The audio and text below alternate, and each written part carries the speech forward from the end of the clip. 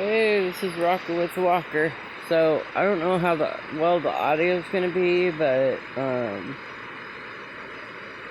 just giving an update.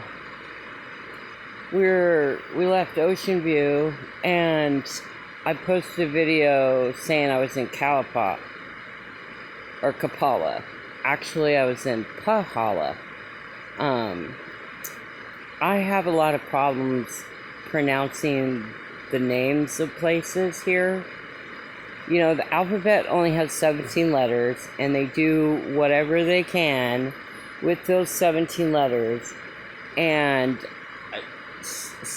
I know someone who lives on a street that's all vowels, and I'm like, how do you pronounce that? It's just a learning curve, you know. I've been told to listen to the radio, but I don't like top 40. You know, I like punk and rock and ska and, you know, so I don't listen to the radio here. And they have like a station that plays like older like rock, but it's mixed in with new, so it's few and far between. Why they don't have just a regular rock station is beyond me. Apparently, they think they don't need one, but I'm telling you, they need one. Because I can only handle so much top 40, you know. But anyway, so we're in this gnarly storm system right now. Our neighborhood is flooded. There's points on the main highway that are flooded. All the dumps are closed. The post offices are closed. Of course, it's Saturday, but the post office is only open for an hour on Saturday from like 11:30 to 12:30, and since our neighborhood is flooded, there's really nothing that we can do about that. We're just kind of stuck here. And I'm super protected in the tent. You know, I am not getting wet or anything, but like it's 64 degrees. No, 63 degrees in here, which is pretty chilly. I'm under a blanket and I'm wearing long sleeves and long pants. Usually I just rock shorts, you know, because it's usually pretty humid, and hot.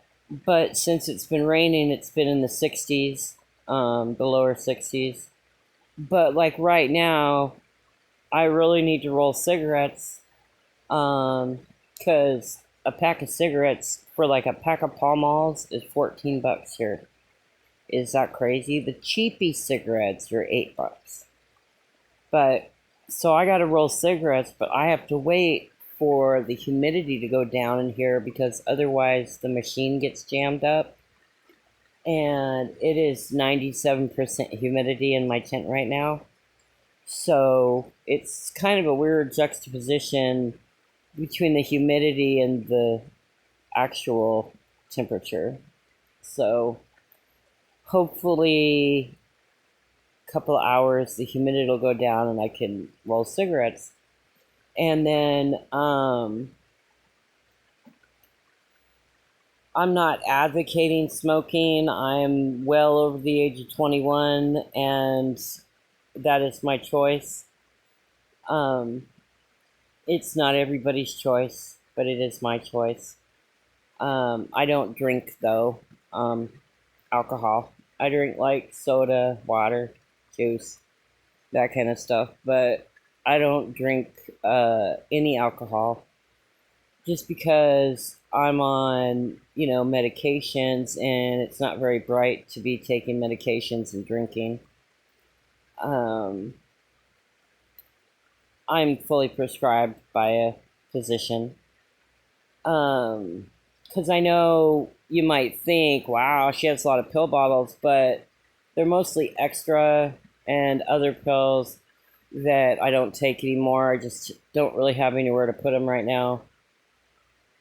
And the medications, none of the medications that I'm on are narcotics or anything like that. And it's basically, mental health medication and medication for spasms, hives, that kind of thing. I'm just disclosing that because I know that in previous videos there's like pill bottles and it might look bad, but it's not.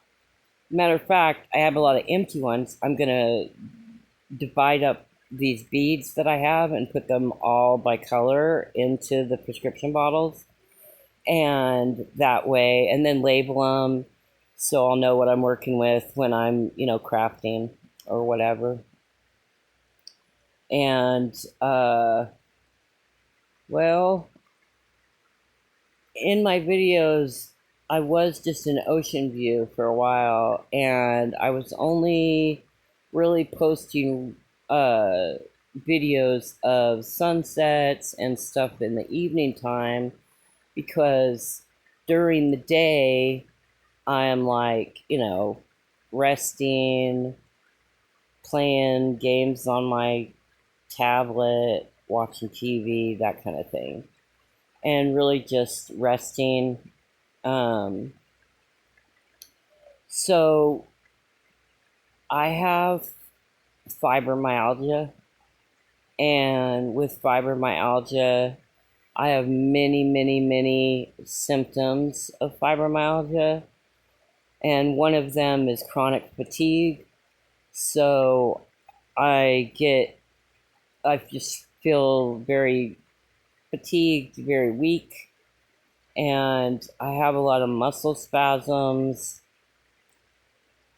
and uh, it seems like all of my systems are messed up from the fibromyalgia. Um, I was in 2 car accidents, and the first car accident, we were hit. It was a road rage thing, and the guy hit us twice, and he hit us, and when he hit us, he backed up and hit us again, and we ended up hitting a wall, and we were only going like 8 miles an hour, but totaled the car. We were pushed into the engine. It was dreadful. And then, not even within a month, I started having symptoms of fibromyalgia. So I'm 52, and I've literally had fibromyalgia since I was 19 after this car accident. And then in 1992, we were lost in the woods on a deserted road, stopped to turn. We were going to a kegger, actually, and we were stopped to turn, and a guy hit us going about 80, drunk driver, hit our car because we were stopped to turn. Our car went 360 degrees, hit another car head on, and the first hit, everything that was glass in the car exploded, and all the windows and everything. And on the second hit, I was ejected out of the vehicle and landed about 30 feet from where our car landed. So, closed head injuries in both car accidents. And so, for the last 3 days, I've just had a gnarly migraine, and that's part of it. So, you know, if I don't post every day, it's because I just do not feel well enough to post. And while I'm very blessed because I did survive those tragic car accidents, it has been a really, really, really hard road. And my doctor in Washington was like, super amped that I was moving to Hawaii, but I think he was thinking about the Maui, Hawaii, or the Honolulu, Hawaii, and I moved to like the wettest part of Hawaii, which is not good for fibromyalgia. And I've just been really trying to navigate my way on this journey, and I'm 100% disabled from the fibromyalgia, but I also have congestive heart failure and a lot of bowel issues and intestinal issues. I have a permanent injury on my right foot, so I'm always in the boot. That's why, I've used this rocker with a walker, you get it. And I have 2 broken fingers still. And I know it's been a while since I gave an update on the fingers, but they still hurt really bad, which leads me to believe that they're broken in a way that they might need a little more help. And so I have an appointment to go to a orthopedist, who is apparently who you go to when you have a hand boo-boo. So been dealing with that. It's kind of hard to like maneuver and do anything two-handed is a joke. So I'm just kind of chilling today, and when we were coming back from Ocean View to Mountain View, which is about 2 hours. Oh, my hand is shaking. That is part of the fibromyalgia also.